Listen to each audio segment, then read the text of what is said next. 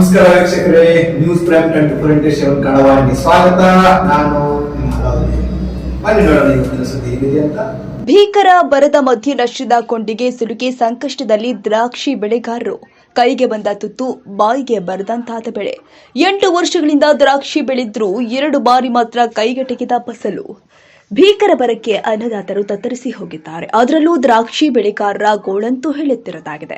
ಸಾಲ ಸೂಲ ಮಾಡಿ ಲಕ್ಷ ಗಟ್ಟಲೆ ಭೂಮಿಯಲ್ಲಿ ಹಾಕಿದ ರೈತರು ಇಂದು ಕಂಗಾಲಾಗಿ ಕೂತಿದ್ದಾರೆ.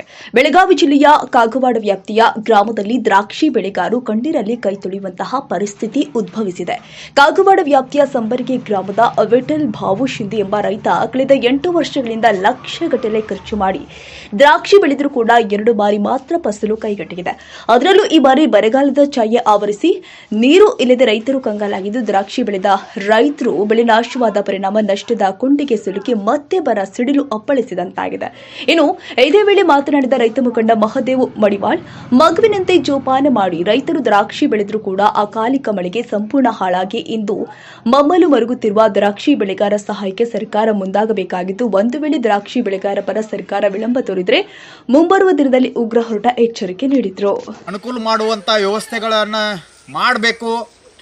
ಮತ್ತು ಈಗ ಏನಾಗೈತಪ್ಪ ಅಂದ್ರೆ ದ್ರಾಕ್ಷಿ ಬೆಳೆಗಾರರ ಒಂದು ಸಮಸ್ಯೆ. ದ್ರಾಕ್ಷಿ ಬೆಳೆಗಾರರ ಈಗ 7-10 ವರ್ಷ ದ್ರಾಕ್ಷಿ ಬೆಳಿತಾರು.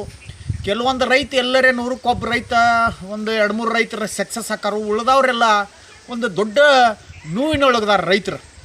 ಹೆಂಗಪ್ಪ ಅಂದ್ರೆ ಈಗ ಮಳೆಯರಿ ಆಕತಿ, ಕಾಯೇರಿ ಕೊಳಿತಾವು, ಅಥವಾ ಮತ್ತೇನರ ರೋಗ ಬಂದ ಆ ರೈತ ಕಂಗಾಲ್ಗಟ್ಟನು. ಈ ವರ್ಷನಕ ಬರಗಾಲ ಐತಿ, ಆ ಬರಗಾಲದಿಂದ ನೀರು ಕಡಿಮೆ ಬಿದ್ದು ಅದು ಒಂಥರ ಸಮಸ್ಯೆ ಆಗೈತಿ. ಅದಕ್ಕೆ ಆ ದ್ರಾಕ್ಷಿದ್ದು ಏನೈತಪ್ಪ ಅಂದ್ರೆ ಒಂದು ಸಣ್ಣ ಕೂಸಿನ ಜಾಕಿ ಮಾಡೋಂಥ ಪರಿಸ್ಥಿತಿ. ಆ ಕೂಸಿನ ಹೆಂಗೆ ಅದಕ್ಕಿಂತಲೂ ಹೆಚ್ಚಿಗೆ, ಯಾಕಂದ್ರೆ ದಿನನಿತ್ಯ ಅದಕ್ಕೆ 100 ಥರ ಔಷಧ ಹೊಡಿಬೇಕು. ಹೊಡಿದಿದ್ರೆ ಎದ್ದು ಕೂಡಲೇ ನೆಸಿಗಿನಾಗ 4 ಗಂಟೆಗೆ ಹೋಗಿ ಹೊಡಿಬೇಕು. ಅದಕ್ಕೆ ಅದ್ರ ಸಿಕ್ಕಾಪಟ್ಟಿ ಖರ್ಚಾಗಿರ್ತೈತಿ. ಆ ಬರೋದು 4ನೇ ಟಕ್ಕೆ ಆಗೈತಿ, ಖರ್ಚು 12ನೇ ಟಕ್ಕೆ ಆಗೈತಿ. ಅದ್ರ ದ್ರಾಕ್ಷಿ ಬರೋಂಗಿಲ್ಲ. ಅದಕ್ಕೆ ಈ ವರ್ಷ ಬರಗಾಲ ಇರೋದ್ರಿಂದ ಭಾಳ ರೈತರ ಕಂಗಾಲ್ಗೆಟ್ಟಾರು.